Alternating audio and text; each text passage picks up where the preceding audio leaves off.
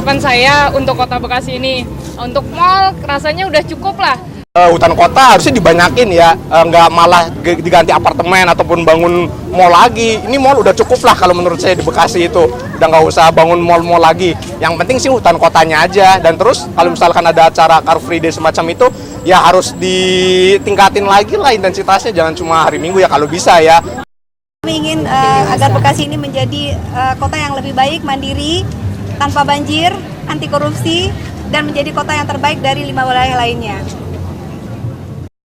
Ruang terbuka hijau di Kota Bekasi itu makin sedikit, jadinya buat penyerapan air itu jadinya makin sedikit juga.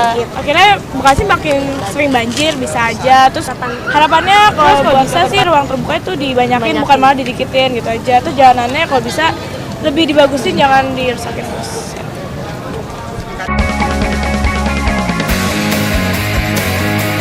Ya, kami dari komunitas Bike to Walk Chapter Rombongan Bekasi yang disingkat saran saya lebih diperbanyak ya mengenai hutan kotanya sendiri, tumbuhannya. Kalau untuk apa kita mall saja berdiri sudah banyak di daerah yang hijau.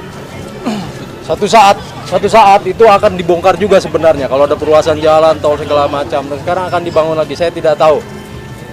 Dan kita mau menjelang pemilu ini, saya pikir suara-suara seperti ini terutama untuk para generasi muda harus lebih vokal juga gitu. Kita tidak mau kota kita, Bekasi satu saat jadi hutan beton, tidak manusiawi sebenarnya. Resapannya juga ada. Sedangkan lahan hijau seperti ini atau taman kota lah katakanlah, manfaatnya bisa lebih banyak, tidak hanya sebagai dari lingkungan itu sendiri, tapi sebagai sosialisasi untuk anak-anak muda, untuk semua masyarakat Bekasi, manfaatnya akan banyak sekali itu. Benar. Demikian menurut saya.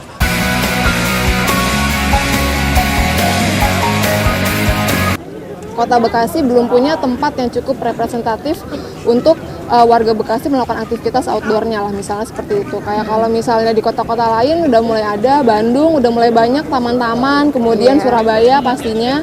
Nah, Bekasi juga ada waktunya punya yang seperti itu juga gitu. Jadi nggak cuma mengutamakan pembangunan fisik aja, tapi juga fokus ke sosial dan juga pastinya ke lingkungan. Karena Bekasi juga masih butuh paru-paru untuk ini ya.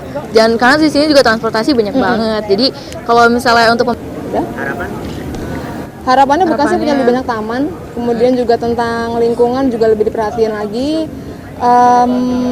Biasanya kalau untuk isu-isu lingkungan masih masih banyaknya itu kan di lingkungan atas lah, atau misalnya pemerintah dan sebagainya, masyarakat masih belum banyak diikut sertakan. Jadi harapannya lebih banyak lagi kegiatan-kegiatan, program-program dari masyarakatnya sendiri. Pasti akan ada gerakan, tapi idealnya dari disupport juga dari pemerintah.